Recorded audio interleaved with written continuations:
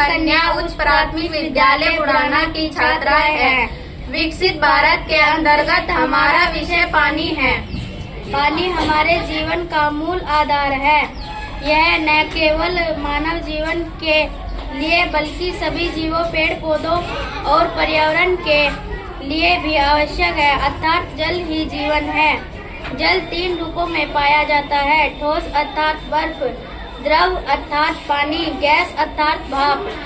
पृथ्वी ही एक ऐसा ग्रह है जहां पानी पर्याप्त मात्रा में है। पृथ्वी पर जल के भंडार को जलमंडल कहते हैं। यह पृथ्वी पर महासागरों, झीलों, नदियों, हिमनद तथा जलाशयों के रूप में पाया जाता है। पृथ्वी का 97% भाग जल खारा होता है जो समुद्र में पाया जाता है।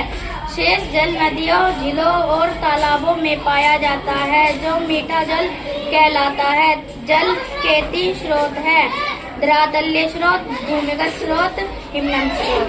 पृथ्वी की सतह से प्राप्त होने वाला जल धरातलीय स्रोत कहलाता है। जैसे समुद्र, नदियाँ, झीलें, तालाब आदि समुद्र के जल से खारा होने के कारण नमक बनाया जाता है। नदी, तालाब और झील मीठे जल का स्रोत है। कुछ भाग जल का रिस कर पृथ्वी के नीचे चला जाता है जिसे भूमिगत जल कहते हैं। यह जल अधिक शुद्ध होता है। इस जल को कुओं, हैंडपंपों, नलकूपों द्वारा प्राप्त किया जाता है। पर्वत बर्फ से ढके रहते हैं जो हिमनद होते हैं। जल का उपयोग लगभग सभी क्षेत्रों में होता है। पेड़ पौधों की वृद्धि के लिए जल का आवश्यक है।